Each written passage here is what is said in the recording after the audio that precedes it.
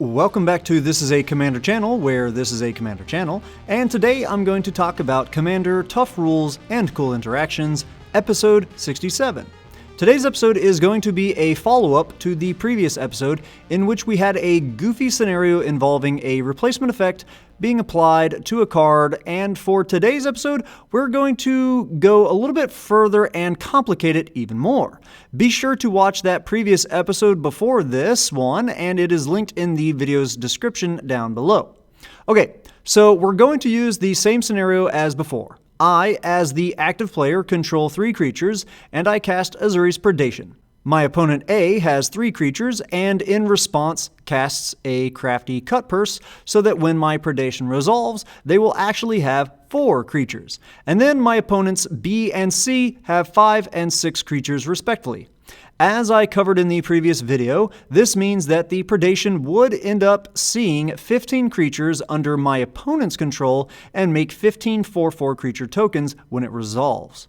But now, let's add some spice to this situation. What would happen if, when I cast my Predation, I already controlled a Doubling Season? Doubling Season is a card that has been referenced in many of my videos already, but let's take a look at the relevant text it has for this scenario.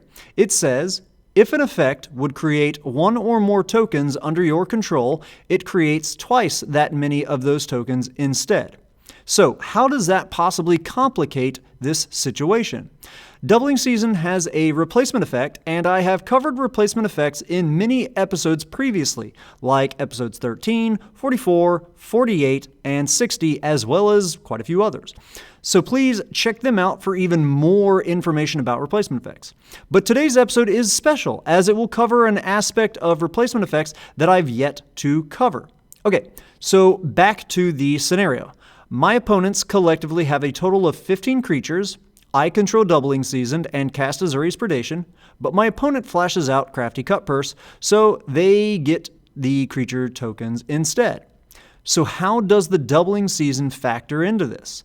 In previous episodes, I've covered how if multiple replacement effects are attempting to replace the same game event, then the controller of the object being impacted by the replacement or the player being impacted by the replacement is the player that decides the order in which those replacement effects do apply.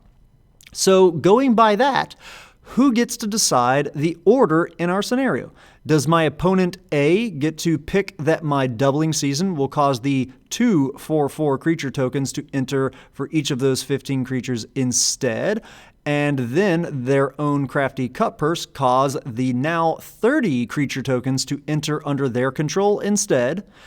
To find the answer to this, we must look deeper into the comprehensive rules that exist for defining how multiple replacement effects are handled.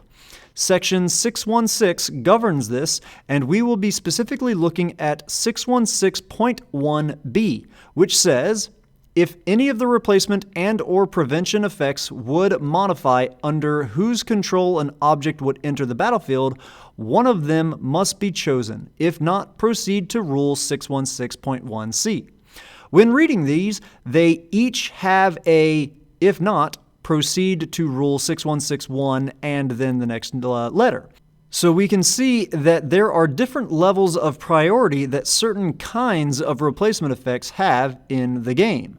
So in our scenario, because the Crafty Cutpurse's replacement effect seeks to replace the control of the tokens, it will replace the game action of creating a single 4/4 creature token per each opponent's creature first, and then when my Doubling Season tries to replace how many creature tokens are created by my Predation resolving, it will no longer be able to see the game action that it's trying to replace, because my Doubling Season can only see tokens created under its controller's control, my control.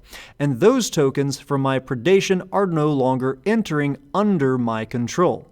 This was a long way of saying that basically nothing between the two scenarios will change. But now I hope that you will know why there is no change. In this case, it wasn't because I picked the order of effects, it wasn't because my opponent A got to pick the order of replacement effects, or it wasn't because both of us got to pick some level of the order of replacement effects. It's because the game itself decides what kinds of replacement effects must be picked before it ever allows for other kinds of replacement effects to be decided later.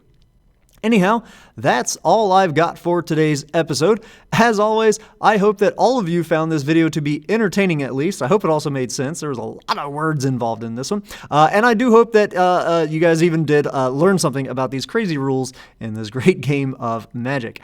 Have a good one. Ta-ta.